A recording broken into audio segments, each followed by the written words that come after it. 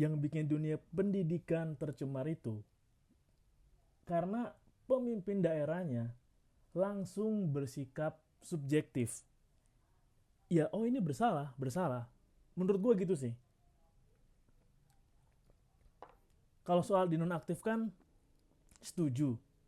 Karena ketika ketika terjadi suatu hal, dinonaktifkan sementara itu bisa mengurangi atau mencegah hal-hal yang enggak pingin terjadi. Tapi ketika daerahnya langsung, kayak ketika pemimpin daerahnya langsung menyatakan sikap menyalahkan, lu bisa lihat deh.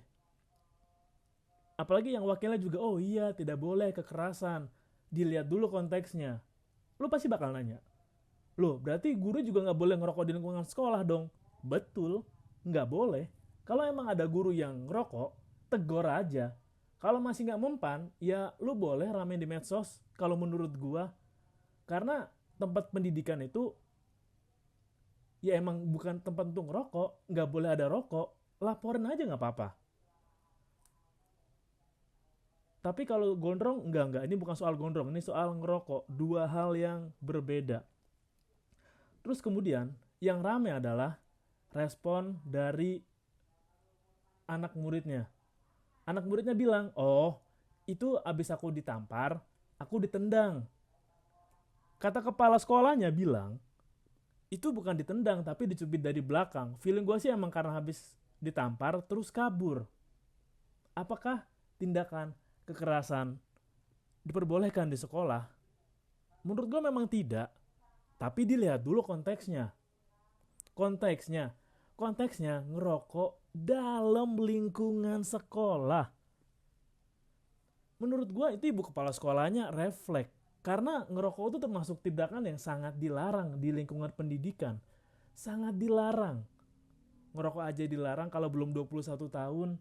Bahkan ini masih sekolah. Wow. Kalau menurut gue refleks. Emosi. Karena lingkungan sekolah tuh lingkungan yang lu harus hormatin.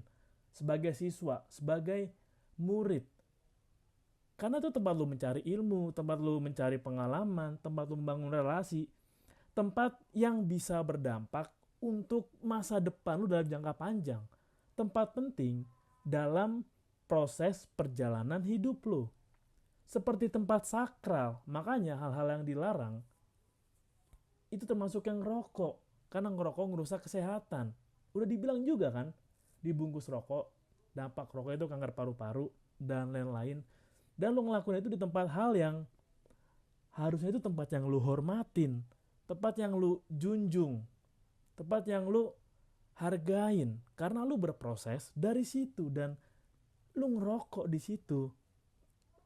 Gue kalau jadi kepala sekolah mungkin akan refleks juga, nggak nampar tapi ngeplak aja. Ibunya bilang, ibu kepala sekolahnya bilang ngeplak, kayak ngeplak. Di benak gue yakin gitu, kayak di benak ibunya, lu mau jadi jagoan ngerokok di sekolah, mau jadi apa lu nanti?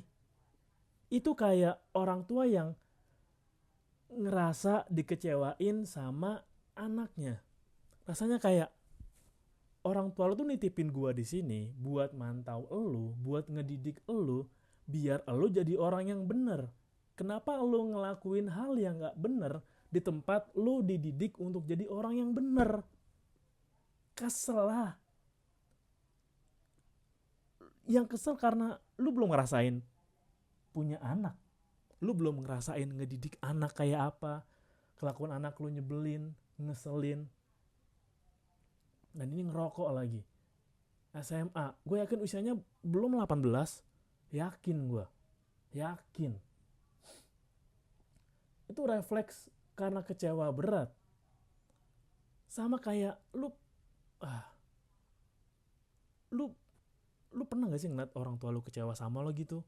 Kayak lu melakukan hal yang goblok terus orang tua lu kecewa. Itu bukan tamparan emosi, kesel.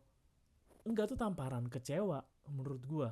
Karena lu nggak menghormati orang yang ngedidik lu nggak menghormati sekolah lu, dan lu ngerokok di lingkungan